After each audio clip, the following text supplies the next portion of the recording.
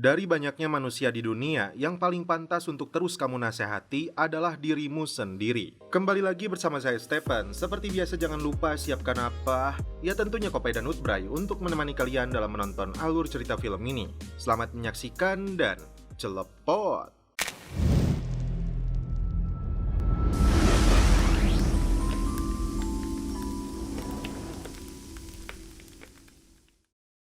Untuk memahami keseluruhan alur filmnya, saya sarankan untuk terlebih dulu menonton season 1 dan season keduanya dari film ini, yang linknya sudah saya cantumkan di kolom deskripsi. Langsung saja kita masuk ke dalam filmnya yang berjudul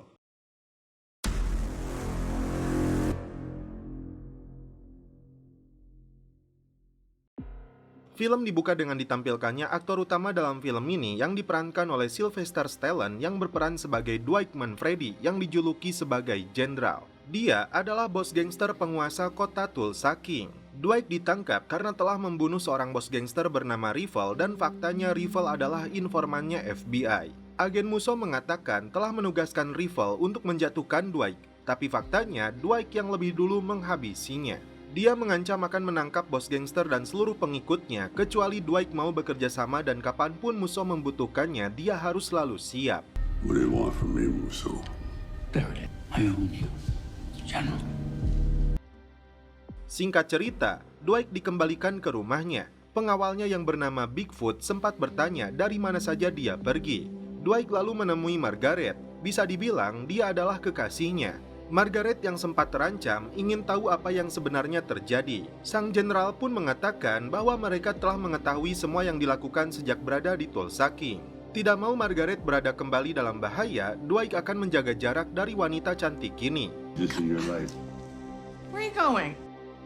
Konsekuensi dari seorang gangster inilah yang disadari oleh Dwight karena berbagai masalah muncul secara bertubi-tubi yang tidak pernah berakhir. Ditemani dua anak buahnya, Goody dan Bigfoot, Dwight bertemu dengan bos lamanya di kota New York, dia bernama Ray. Rupanya, Ray mengirimkan pesan kepada Dwight untuk berbagi kekuasaan di kota ini. Tapi Dwight menolak karena dia merasa apa yang dia bangun selama 25 tahun terakhir adalah jerih payahnya sendiri. Dwight pun sadar penolakan yang dilakukannya ini akan menimbulkan masalah baru. You know, what you're doing now out in Tulsa, it's very disrespectful. Diperlihatkan sebuah bengkel milik Dwight yang dikelola oleh anak buahnya yang bernama Mitch. Kebetulan hari itu dia kedatangan pacar lamanya yang bernama Cleo. Bukan tanpa alasan, Cleo mengaku kembali ke Tulsa King karena ayahnya terpaksa akan menjual penyulingan miras milik peninggalan kakek buyutnya kepada mafia bernama Jeremiah Danmir yang selama ini telah memanfaatkan kelemahan ayahnya. Cleo datang karena membutuhkan bantuannya. Sebelum pergi, Cleo memberikan satu botol minuman terbaik hasil penyulingan ayahnya. Seorang bartender bernama Spencer berterima kasih kepada Dwight karena memberinya pekerjaan. Margaret pun kembali datang menemui Dwight karena dia tidak peduli dengan resiko yang mengancam nyawanya. Yang penting, dia tetap bisa berada di dekat bos gangster ini. Giliran Mitch yang datang ke bar untuk menemui sang jenderal. Dia mengaku tidak cocok bekerja sebagai sales mobil di bengkel mereka. Mitch pun menceritakan tentang Cleo mantan pacarnya yang kembali ke Tulsa King. Dia ceritakan tentang penyulingan yang dijual oleh ayahnya Cleo. Dwight lalu mencoba minuman whisky bourbon tersebut dan langsung percaya karena minuman ini termasuk kelas tinggi yang bernilai sangat mahal. Masalahnya adalah bos mafia bernama Jeremiah, disinilah Dwight berjanji akan menanganinya. Adik Dwight yang bernama Joanna menugaskan anak buahnya yang bernama Body untuk mengirimkan uang kepada kelompok gangster Casey pimpinan si Billy. Body sempat terkejut bukan tanpa alasan karena salah satu dari mereka telah membunuh sahabatnya yang bernama Jimmy. Mitch memperkenalkan bosnya kepada Cleo. Tak mau buang waktu, Dwight meminta Cleo untuk mempertemukan dia dengan ayahnya. Kembali ke si Body yang mengajak temannya Grace dan si Tyson untuk mengantarkan uang tersebut. Tyson sempat menolak hanya karena dia harus menaiki mobil listrik warna hijau simet. Padahal Tyson ingin terlihat gagah sebagai gangster. Dwight lalu bertemu dengan ayah Cleo yang bernama Montague. Awalnya dia menolak dengan penawaran Dwight yang berniat membeli penyulingan miliknya. Apalagi dia sudah melakukan kesepakatan dengan Jeremiah yang disebutnya sebagai seorang teman lama. Tapi Montague langsung tergiur setelah Dwight mengatakan akan melipat gandakan nilai yang ditawar oleh Jeremiah. Dia pun lalu menceritakan masalah rumitnya dengan Jeremiah. Digambarkan bahwa dia terikat dengan bos mafia itu dan ingin lepas darinya. Tiba-tiba muncul anak Jeremiah yang bernama Cole. Tampak si Cole tidak menyukai kedekatan Mitch dengan Cleo. Apalagi ayahnya sedang bermasalah dengan ayahnya Cleo. Kembali ke si Body dan timnya yang terpaksa harus mencari tempat pengisian mobil listrik sebelum tiba di lokasi pertemuan. Tyson lalu menghubungi Dwight menceritakan masalah mobilnya. Dwight lalu menghubungi Bill agar mengirimkan orangnya untuk menjemput uang yang dibawa oleh mereka. Singkat cerita, 3 anak buah Bill datang ke lokasi pengisian baterai untuk mengambil uang, namun ternyata yang mereka bawa hanya tas berisi majalah karena Body salah mengambil tas. Merasa dipermainkan, mereka langsung menodongkan senjata. Salah satu dari mereka lalu membawa Body untuk mengantarnya mengambil uang tersebut di kantornya. Sementara itu, Grace dan Tyson ditahan di sana sebagai jaminan. Singkatnya, saat Body mengambil uangnya di dalam brankas, dia langsung menodongkan senjata kepada anggota gangster Casey ini. Bukan tanpa alasan, Body masih memendam amarah karena dialah yang telah membunuh Jimmy. Tapi Body hanya sedikit memberinya pelajaran untuk meluapkan amarahnya, lalu menyuruhnya pergi dengan membawa uang tersebut. Keesokan harinya, Dwight kembali menemui Montague di rumah megahnya untuk menandatangani kontrak penjualan gudang penyulingan miras. Dwight memastikan dia dan putrinya mendapatkan uang yang sepadan dari penyulingan yang sebelumnya dikuasai oleh Jeremiah. Jika Jeremiah mengancam, maka dia akan menjadi musuhnya. Cole lalu datang menemui ayahnya dan mengatakan Montague sudah membuat masalah kepada mereka. Dwight sendiri terkejut karena agen Musom menghubunginya. Dan rupanya, dia mengetahui bahwa Dwight sudah melakukan kesepakatan dengan Montague. Malam itu juga, Jeremiah datang menemui Montague untuk meluapkan amarahnya karena Montague sudah memutuskan kesepakatan yang sudah berlangsung selama bertahun-tahun. Tak main-main, ini yang dia lakukan.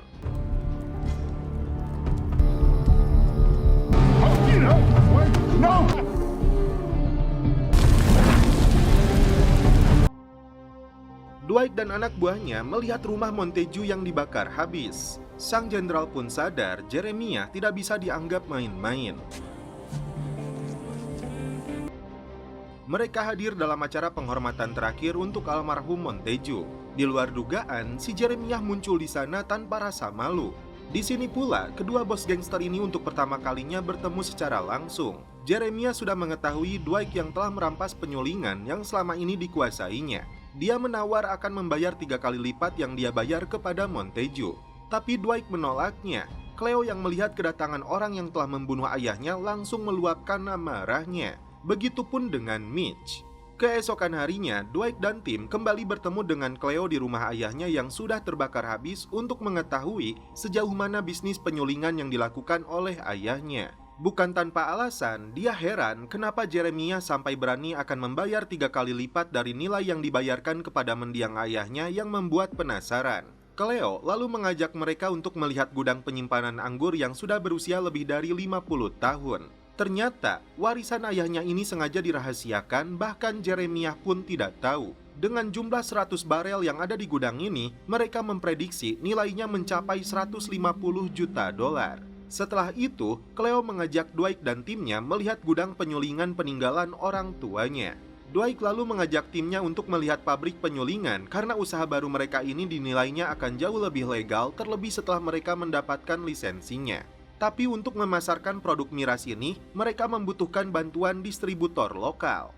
Cleo lalu menyebutkan distributor ayahnya yang bernama Walden. Karena perintah dari bosnya, Tyson bertemu dengan ayahnya yang hampir terbunuh dalam sebuah ledakan mobil.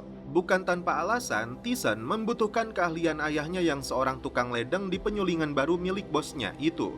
Tapi istrinya meminta suaminya ini untuk menyetujui permintaan Tyson karena secara tidak langsung dia akan bisa mengawasi anaknya itu. Singkat cerita, Dwight dan anak buahnya datang menemui Walden, distributor yang selama ini memasarkan barangnya Montague. Tapi dia menolak karena sudah mendapat intimidasi dari Jeremiah. Cleo terkejut karena tiba-tiba si Cole datang untuk menerima cintanya. Tapi Cleo menolak, terlebih dia dan ayahnya yang telah menyebabkan kematian anaknya. Daripada menerima cintanya, lebih baik untuk mati saja. Bill dan anak buahnya datang menemui Dwight karena dia membutuhkan bantuan untuk mendistribusikan minuman keras yang diproduksinya. Bill sempat menolak karena dia mengetahui betul bisnis baru Dwight ini akan mendatangkan masalah baru dengan mafia lainnya. Dari awalnya meminta jatah 50%, Dwight hanya sanggup memberinya 15% dan sepertinya Bill tidak punya pilihan.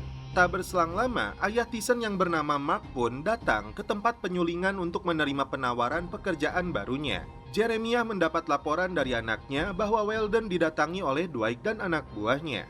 Tak pikir panjang, dia langsung mendatangi si Weldon dan menyuruh anak buahnya memukulinya habis-habisan agar distributor miras ini tidak bisa melakukan kesepakatan dengan musuhnya. Sementara itu, timnya Dwight dan timnya si Billy mulai memperbaiki gudang penyulingan miras sebagai bagian dari rencana bisnis mereka. Namun diam-diam, si Body meretas ponsel anak buahnya karena rasa dendam yang masih menyelimuti hatinya. Ratusan botol miras dengan kualitas terbaik mulai diproduksi. Meski sebelumnya Tracer adalah musuh Dwight, tapi dia tetap mengundangnya untuk saling membutuhkan satu sama lain. Dia tahu Dwight membuka gudang penyulingan miras, bahkan dia mengetahui telah menimbulkan masalah baru dengan bos mafia Jeremiah. Malam itu, Cleo memutuskan untuk menginap di rumahnya Mitch. Tak berselang lama, Mitch melihat penyusup yang datang ke rumahnya dan tiba-tiba ini yang terjadi.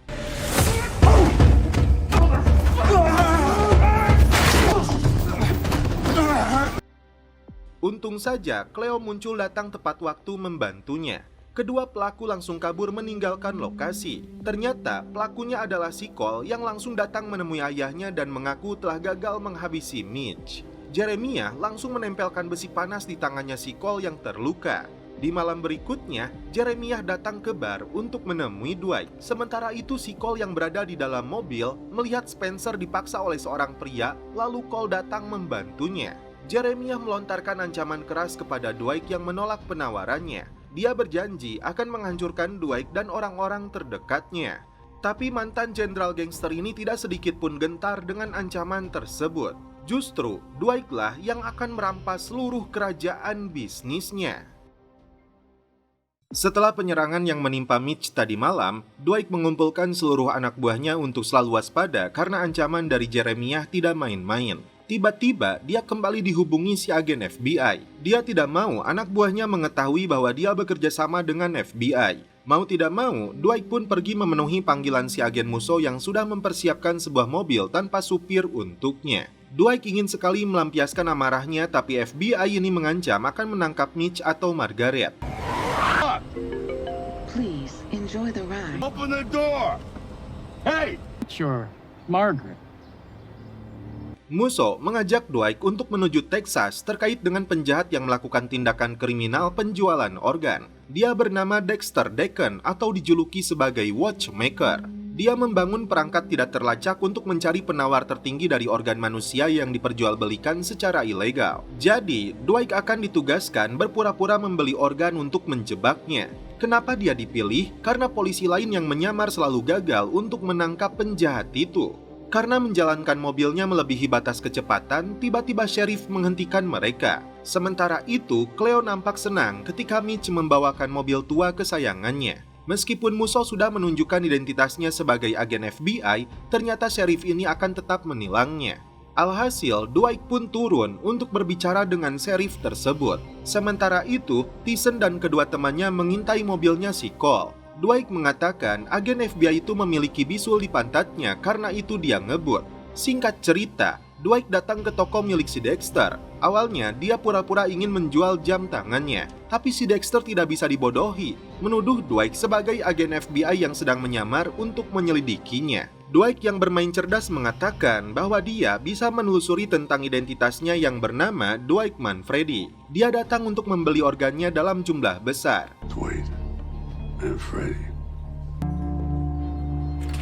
Thiessen dan timnya masuk ke rumah judi yang dikelola oleh Cole, yang dimana dia melakukan penipuan terhadap para orang tua di sana.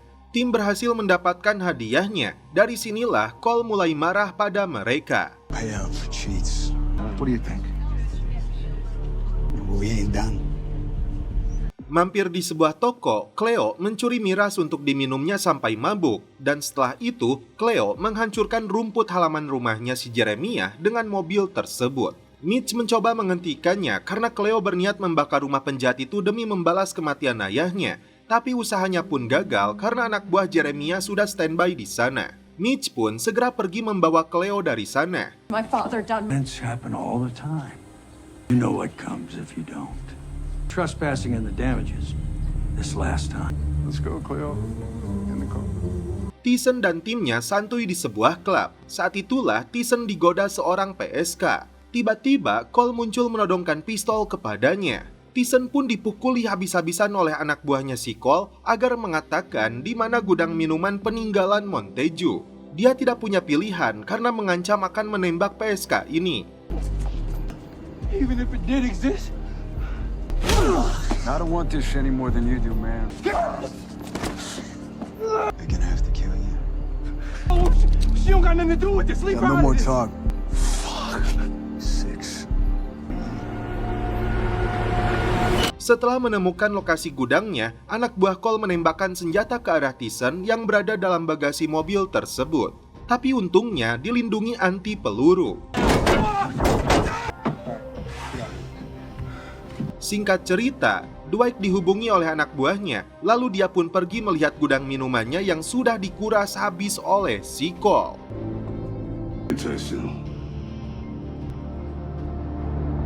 Dwight segera mengumpulkan seluruh anak buahnya untuk mencari tahu di mana Jeremiah menyembunyikan miras miliknya.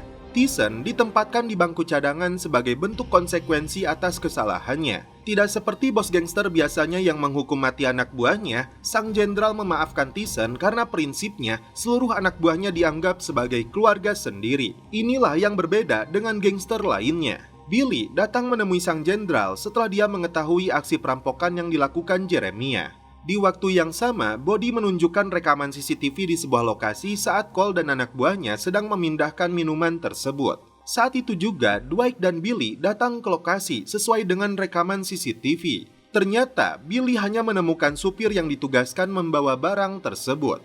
Ketika dipaksa menunjukkan kemana minumannya disembunyikan, tiba-tiba ini yang terjadi. Moron. What happened? Fucker drew on me.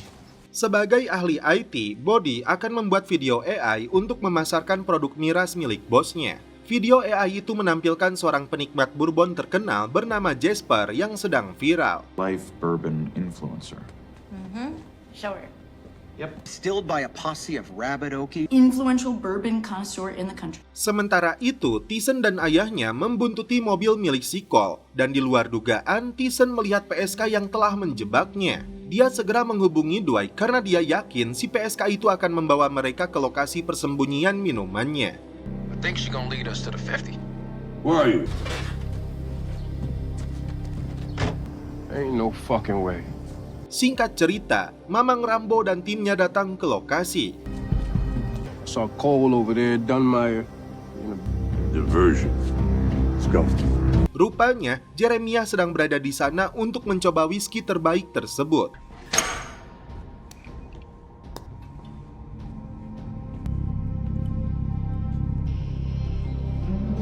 Dia tidak sadar Dwight dan timnya sedang mengepung lokasi itu. Aman. Si Cole berhasil ditangkap lebih dulu. Move and die, son. Dan selanjutnya, Jeremiah dipaksa untuk menyerahkan kembali minumannya atau anaknya akan dihabisi. Tak punya pilihan, bos mafia ini menyerahkan kembali minuman yang dirampoknya itu. Let's go. There's a fortune in them barrels. You're willing to let your kid die? Yes or no? I surrender the field.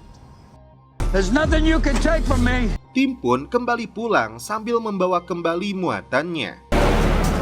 Tiba-tiba, Billy mendapat intimidasi dari Ray karena dianggap telah bekerja sama dengan Dwight. Bill tampak ketakutan dengan bos gangster New York tersebut.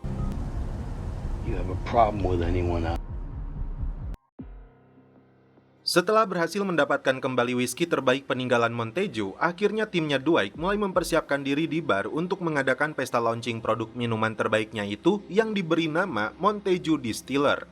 Rencana peluncuran minuman itu masuk juga ke telinga Jeremiah yang kebakaran jenggot karena sebelumnya dia telah gagal merampas whisky-nya. Kali ini dia menggunakan tangan jaksa agung yang menjadi anteknya untuk menugaskan seorang inspektur khusus agar membatalkan rencana mereka. Dan jaksa agung ini pun tidak punya pilihan karena dia berada di bawah kendalinya Jeremiah. Sementara itu si Cole datang ke bar untuk mendekati Spencer. dan sepertinya Spencer pun tertarik kepadanya.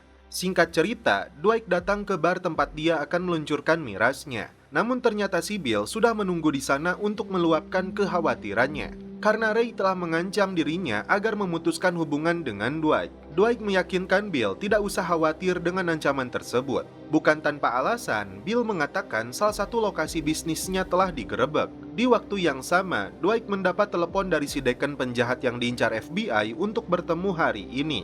Dwight sempat menolak karena dia terlalu sibuk mengurus bisnis bar ini. Tiba-tiba agen musuh yang sudah menyadap teleponnya mengatakan bahwa Dwight tidak bisa menolak permintaan dari si Deacon karena itu sudah menjadi prioritas utamanya.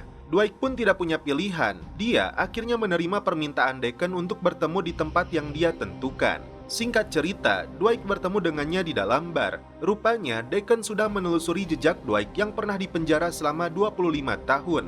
Karena itu, Deacon percaya Dwight bukanlah agen FBI yang sedang menyamar. Lalu ditanya apa pesanan besar yang dibutuhkan oleh Dwight, dia mengaku membutuhkan bantuannya untuk menargetkan rumahnya si Jeremiah dengan luas 10-15 ribu kaki persegi. Itu artinya Dwight bertujuan untuk menghancurkan musuhnya itu dengan senyawa khusus yang diciptakan oleh penjahat ini. Jadi, ternyata dia memproduksi senyawa khusus yang digunakan untuk melakukan pembunuhan massal karena targetnya bukan orang sembarangan. Deacon meminta imbalan $250 juta untuk DP-nya dan kemudian 250 juta lagi ketika dia sudah menyelesaikan pekerjaannya. Saat itu juga, Dwight mengambil uang dari dalam brankas untuk diserahkan kepada si Deacon.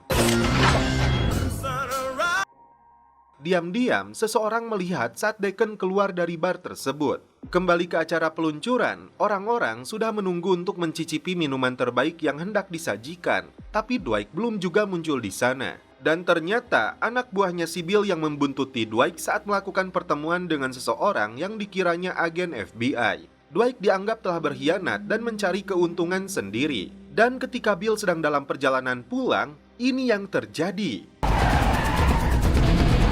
Hands on the wheel, motherfucker!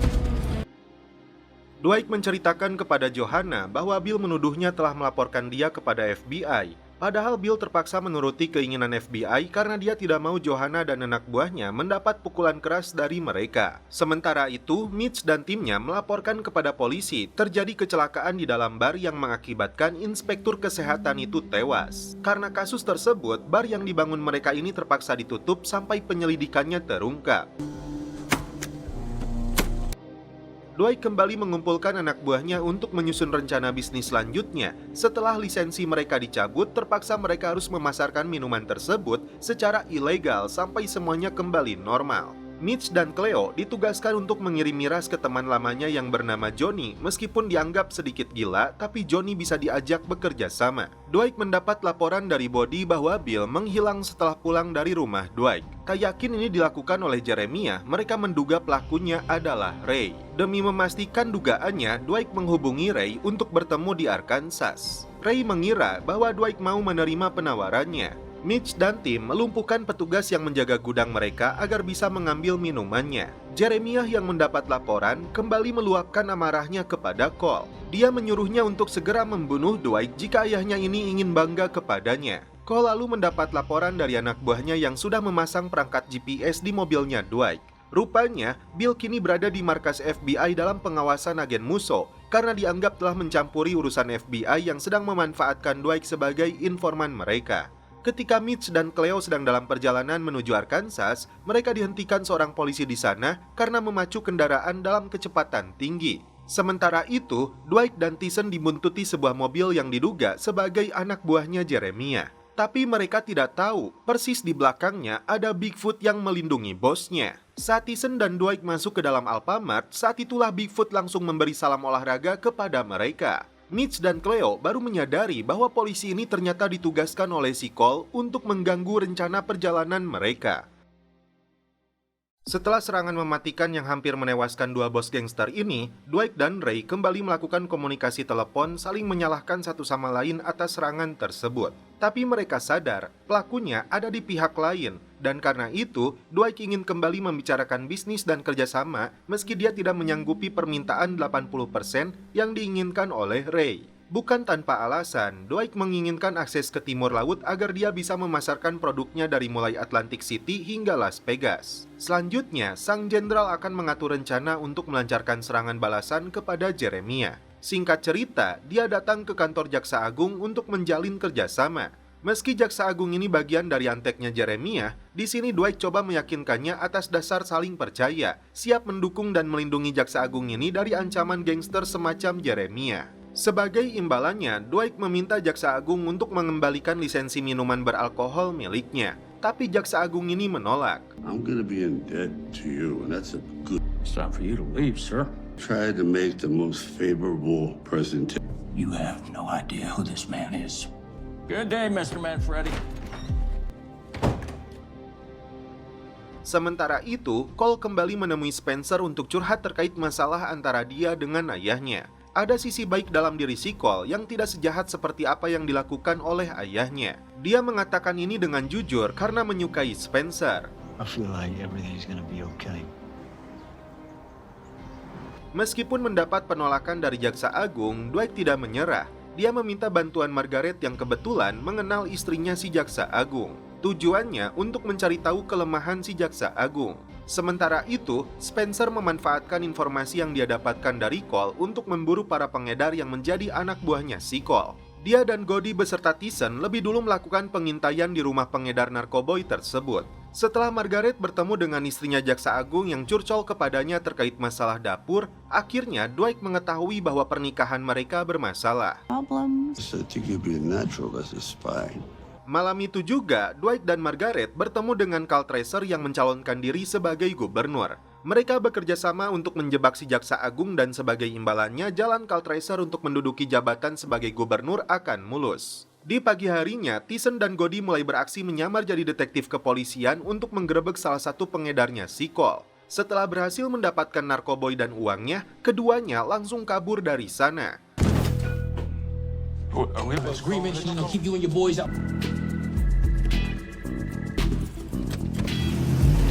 What's my cut?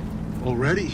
Malam itu, Cal mengundang Jaksa Agung untuk bertemu di kasino milik Dwight. Dia berpura-pura akan mendukungnya, dan setelah itu mereka disodorkan satu pak koin untuk digunakan judi. Cal pun sempat terkejut karena dia baru sadar ini bagian dari rencana Dwight untuk menjebak si Jaksa Agung yang ternyata punya hobi berjudi. Mereka melihat langsung dari layar monitor, namun di luar dugaan si Jeremiah dan anak buahnya mau masuk ke kasino tersebut.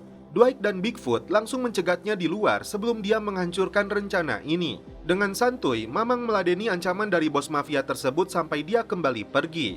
Kembali ke dalam kasino, terlihat si Jaksa Agung begitu antusias saat melemparkan dadu sampai dia berhasil memenangkan pundi-pundi uang. Tapi keberuntungannya tidak berjalan lama setelah Dwight mempersiapkan dadu khusus agar si Jaksa Agung mengalami kekalahan beruntun. Alhasil, mental dan psikologisnya ikut kena. Si Jaksa Agung pun tergiur untuk menerima pinjaman senilai $100.000 yang disodorkan kepadanya. Tapi lagi-lagi, uang tersebut habis di meja judeng. Akhirnya dia pasrah dengan setumpuk uang yang harus dibayarnya. Saat itulah Dwight kembali muncul, berjanji akan membantu melunasi hutangnya. Strategi brilian yang dilancarkan Dwight dengan berbalik memanfaatkan Jaksa Agung ini untuk memuluskan rencananya dalam menjatuhkan Jeremiah.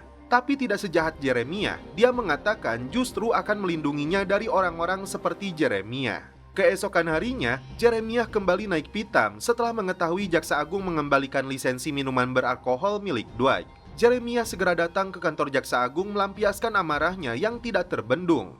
You serve me!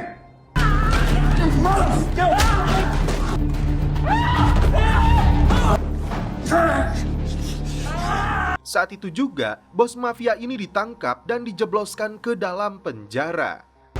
Chance to see the road to redemption. Dwight dan tim akhirnya bisa kembali membuka pabrik penyulingan minuman beralkoholnya setelah lisensinya dikembalikan oleh Jaksa Agung. Sementara itu, Jeremiah dengan mudahnya kembali menghirup udara bebas setelah kasus pemukulan yang dilakukan terhadap Jaksa Agung. Yes, sir. Pulang ke rumah, ternyata si Deacon sudah menunggu di sana. Dia mengaku diutus oleh Dwight untuk membunuh dan meledakkan rumahnya Jeremiah. Deacon membeberkan ini karena Dwight tidak bisa dipercaya. Karena itu, Deacon yang justru akan berbalik mendukung Jeremiah untuk membunuh Dwight, termasuk orang-orang dekat di sekelilingnya. he has ulterior motive. Other people in his life? To you. Up at the right time. Hari itu, Margaret membantu Carr yang sedang mempersiapkan diri untuk pidato pencalonannya di sebuah hotel. Di luar gedung tersebut, ternyata Deacon sudah mempersiapkan rencana jahatnya dengan membawa sebuah tas yang berisi bahan peledak. Setelah menyimpan tas tersebut, si Deacon pun kembali pergi. Setelah itu, Deacon menghubungi Dwight untuk mengatur pertemuan. Tak lupa, Dwight memberitahu agen Musso tentang rencana tersebut. Singkat cerita, Dwight bertemu dengan agen Musso di mana dia sudah mempersiapkan uangnya. Dwight sudah mengetahui agen FBI ini yang menangkap Bill, tapi dia menolak membebaskan Bill sebelum operasi ini tuntas. Itu karena Bill dianggap berpotensi mengacaukan rencananya dalam menangkap si Deacon. Keduanya beserta tim pasukan FBI lalu melanjutkan perjalanan menuju lokasi pertemuan yang dimana mereka akan menangkap si Deacon. Ternyata Deacon seorang ahli pembuat bahan peledak yang sudah merenggut banyak nyawa sampai rekannya Musso pun ikut menjadi korban. Rencananya, Dwight akan menyerahkan sebagian uangnya kepada Deacon untuk membeli bahan peledak tersebut. Musso lalu memberikannya alat komunikasi. Setelah mendapat kode dari Dwight, tim FBI akan menangkap si Deacon. Tapi sebelum masuk ke dalam gudang tersebut, Dwight memilih untuk membuang alat komunikasinya. Masuk ke dalam gudang tersebut, Deacon langsung menodongkan senjata karena tidak percaya kepada Dwight. Tiba-tiba, Mitch dan Bigfoot muncul di sana untuk menangkapnya lebih dulu. On the table. Move, you're gone. Sementara itu, Margaret menemani Carl dalam acara pencalonannya. Di hotel itu hadir juga jaksa agung dan istrinya. Kembali ke lokasi, agen Musso dan anak buahnya heran kenapa Dwight begitu lama. Jadi mereka memutuskan untuk masuk ke dalam gudang tersebut yang ternyata telah kosong. Sedangkan Dwight membawa si Deacon ke lokasi tersembunyi untuk membuatnya bicara siapa saja kliennya dan apa rencana yang sedang dia lakukan untuk membunuh orang-orang tidak bersalah. Every so what? Jeremiah sempat memberitahu anaknya tentang rencana si Deacon yang akan meledakkan sebuah hotel yang diisi orang-orang penting. Malam itu juga, Cole memberitahu Spencer karena dia takut Spencer menjadi salah satu korbannya. Spencer yang terkejut segera memberitahu Citizen yang langsung menghubungi Dwight yang saat itu sedang memukul habis-habisan si Deacon. What? Dwight pun terkejut, lalu memaksa Deacon untuk berbicara jam berapa dia akan meledakkan hotel yang dimana Margaret berada di sana. Dia segera menghubungi agen Musso agar mengerahkan pasukan untuk mencegah orang-orang tidak bersalah menjadi korban. Dwight dan tim langsung menuju hotel tersebut dan mencoba menghubungi Margaret namun tidak diangkat. Tim kepolisian disusul Dwight dan anak buahnya tiba beberapa menit sebelum jam 10 untuk mengevakuasi seluruh orang dari hotel tersebut. Dan tiba-tiba ini yang terjadi. Come with me. Let's go right here. 2 minutes.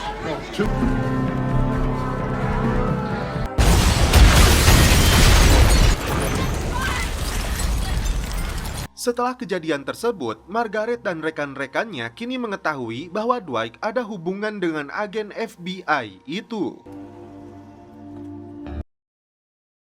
Diperlihatkan seorang pembunuh bayaran yang menyamar sebagai teknisi masuk ke dalam apartemen dengan berpura-pura akan memperbaiki CCTV. Setelah mematikan perangkat tersebut, dia menyusup ke dalam salah satu kamar untuk menghabisi targetnya. Come on, man, wait, I'll get you the money. Setelah itu, dia pun keluar dengan santuinya sambil menikmati sepotong roti tawar. Anak buah Ray yang bernama Vincent datang ke rumah si pembunuh bayarannya yang diketahui bernama Roselle agar datang menemuinya. Ray lebih dulu bertanya apa dia mengetahui tentang Tulsa King dan Dwight Manfredi. Rupanya, Ray ingin mengutus pembunuh bayaran profesional ini untuk menghabisi Dwight yang dianggapnya tidak loyal. Dia ingin menolak permintaan Ray, tapi karena dia berhutang kepadanya, sepertinya Roselle tidak punya pilihan lain. You have a choice or something. Dwight sempat melakukan pertemuan dengan agen Musso yang menginginkan si Deacon, tapi sang jenderal mengatakan penjahat itu sudah dihabisinya. This is gonna make you a hero. Let's go. Singkat cerita, sosok pembunuh bayaran dengan ciri khas tasnya ini datang ke bar milik Dwight. Tak berselang lama, Dwight pun muncul di sana ditemani Kang Murad. Roselle lalu menemui Dwight dan Dwight pun mengenalnya karena mereka adalah teman lama. Dia penasaran apa yang dilakukannya di Tulsa. Dia pun mengaku ditugaskan oleh Ray untuk membunuhnya, tapi dia tidak mau mengotori tangannya untuk membunuh temannya sendiri. Dwight mengetahui bahwa Ray memang sudah berencana untuk menghabisinya, dan kini mereka harus mempersiapkan diri dengan ancaman tersebut. guy like Ray can have consequences. My own self-preservation. Ray kembali menghubungi Roselle karena dia belum melakukan tugasnya. Roselle pun mengatakan bahwa dia menolak tugas tersebut, bahkan akan mengembalikan uang imbalannya. Seketika Ray marah, mengancam akan membunuhnya juga. Di sisi lain, Jeremiah mendapat laporan dari anaknya bahwa mereka kehilangan distributor produk minuman mereka yang tersisihkan oleh produknya Dwight. Pulang ke rumah, Dwight kembali didatangi oleh Roselle yang kita kira akan membunuhnya. Namun ternyata keduanya ingin ngobrol santuy mengenang masa muda. Damn, Ray. Dwight sendiri mendapat informasi bahwa Ray mengirim pembunuh bayaran lain untuk menghabisi mereka berdua. Keduanya memutuskan untuk balik memburu mereka lebih dulu. Tiba di tempat Ray menginap, ternyata dua orang pembunuh bayaran yang dikirim oleh Ray sedang beraksi. Tapi ini yang terjadi. Meet and greet time.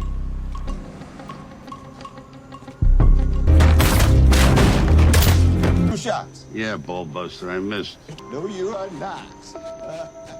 Cleo datang ke rumah Mitch untuk melihat keadaannya setelah mengalami luka akibat ledakan di hotel.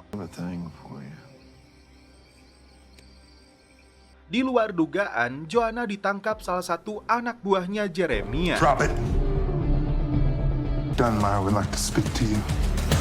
Joanna dibawa ke hadapannya si Jeremiah, sedangkan Dwight dan timnya baru menyadari mereka kehilangan Joanna yang tidak ditemukan keberadaannya. Jeremiah pun langsung menghubungi Dwight, mengancam akan membunuh adiknya itu jika dia tidak mengembalikan pabrik penyulingan ke tangannya.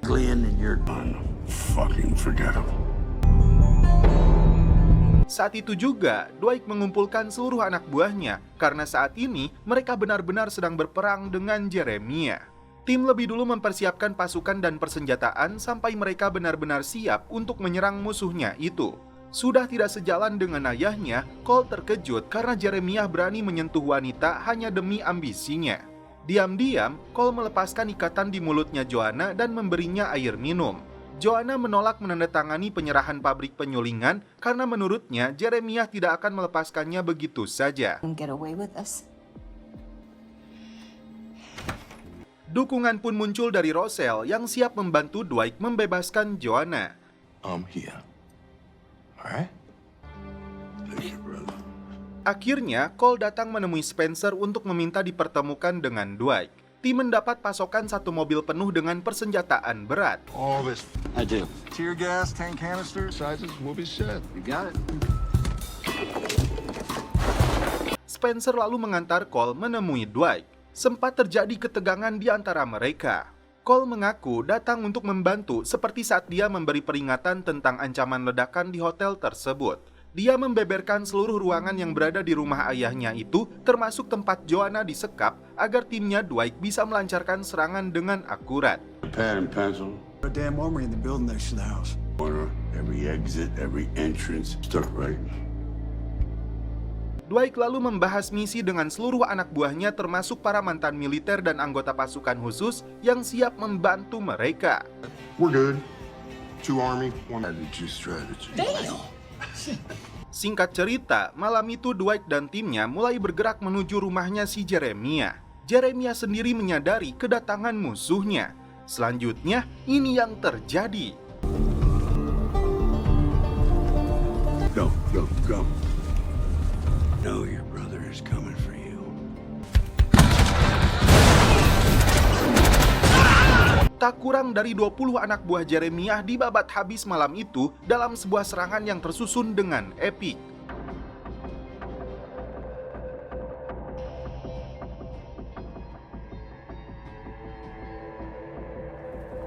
Joanna akhirnya bisa dibebaskan tanpa terluka sedikit pun. Giliran Dwight yang memburu Jeremiah seorang diri. Sang jenderal pun menghajarnya habis-habisan dan setelah itu Jeremiah diikat untuk dibakarnya hidup-hidup hingga tewas. Your friend who was burned alive. Dan setelah itu, film pun berakhir. Oke guys, terima kasih yang sudah menonton sampai episode terakhir ini. Salam percelopotan duniawi, keep enjoy.